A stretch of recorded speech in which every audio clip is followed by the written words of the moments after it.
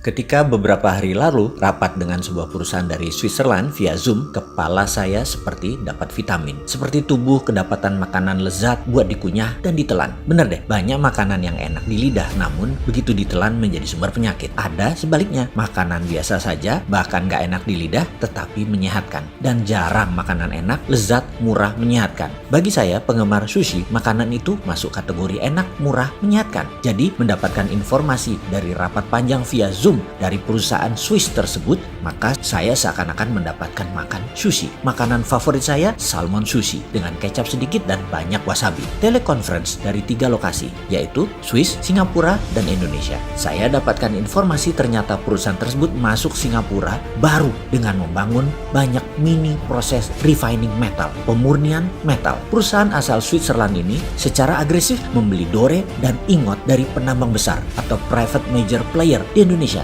termasuk juga dari penambang tanpa izin dalam tanda petik, dengan struktur tertentu yang kemudian di-refine di Singapura. Mereka saat ini sedang meningkatkan stok PGM mereka atau precious group metal mereka. Mereka juga ternyata membangun di Dubai seperti di Singapura ini dengan bahan baku dari Afrika. Menarik, asli menarik strategi yang mereka lakukan. Mereka menghubungi saya karena nama saya kebetulan ada dalam perusahaan tambang emas di utara Manado, di salah satu pulau utara Indonesia. Mereka ingin mengambil ingotnya atau dore atau metal yang masih bercampur dengan emas yang kadarnya paling tinggi 50%. Masih ada Ag-nya, masih ada PT-nya, yang jelas Cu-nya yang paling banyak dari sisa 50% tadi. Mereka memerlukan semua mineral tadi. Sama persis seperti apa yang dilakukan pihak Cina dengan mengambil nikel yang dibela pejabat teras yang multi talent itu. Nikelnya 25%. Sisanya emang isinya pasir. Ya enggak lah, ada litium, ada fero. Wis, males dah kalau saya lanjutin urusan hal ini. Sebenarnya yang heran adalah masalah fansnya. Asli saya heran. Tanah air dikuras, bosnya mah nggak paham-paham banget. Pejabat-pejabatnya berlindung di balik kebaikan bosnya. Ketika diingatkan banyak kesalahan pejabat-pejabat tersebut, lalu bosnya dan fans bosnya dipakai buat serangan balik. Dan mereka akhirnya sudah tahunan menikmati kedaulatan menjabat dilindungi oleh bosnya. Yang pastinya fulusnya mah mereka pribadi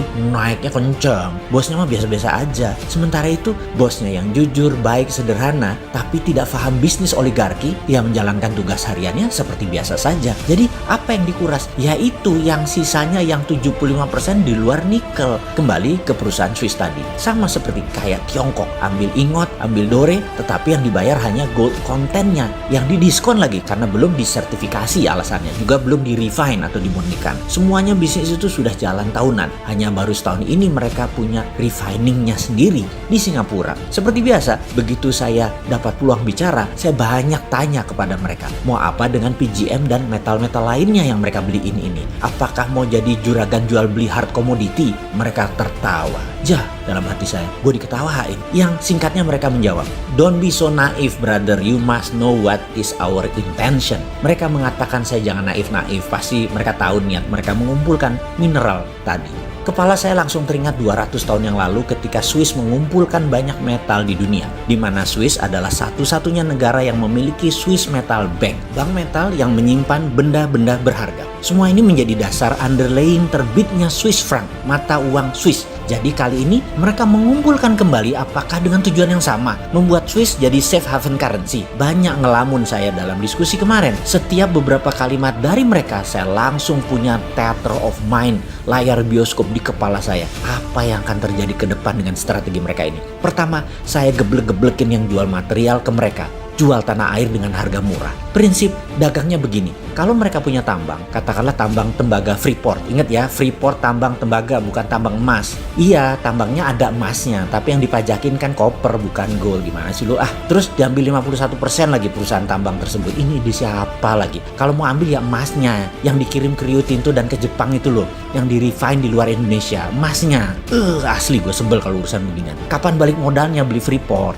Sudahlah, males dilanjutin. Oke, prinsip dagang perusahaan tambang untuk memproses katakanlah batu bara. Ini angka dari langit loh ya. Ongkos tambangnya 50, dijual 80, untungnya 30. Ya sudah, begitu rumusnya. Papers nilai perusahaan paling top 2-3 kali lipat atau 200-300%.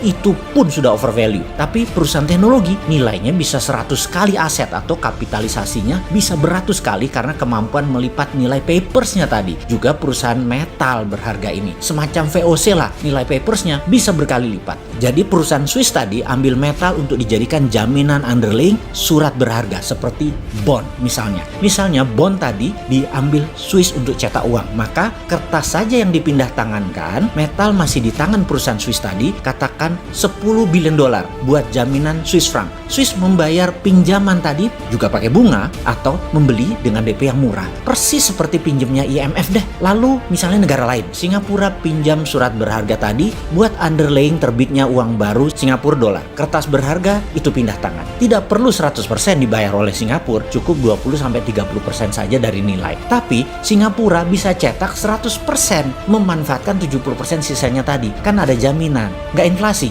Ya enggak lah. Juga misalnya dinaran perlu emas, maka dinaran cukup bayar 20-30% surat berharga perusahaan Swiss tadi. Ya emasnya perusahaan Swiss ini, dan ketika diminta fisik, ya dia berikan emasnya nantinya. Tentunya harus bayar full. Tetapi selama rupiah Anda dipegang di rekening Anda di dinaran, ya emasnya dipegang perusahaan Swiss tadi. Ini asli pinter. Saya kok jadi terinspirasi ya. Kok negara kita pejabatnya nggak sepinter negara Swiss yang nggak punya laut, nggak punya sumber daya alam, bisa menjadi safe haven lagi. Oh iya, perusahaan Swiss tadi namanya Metalor.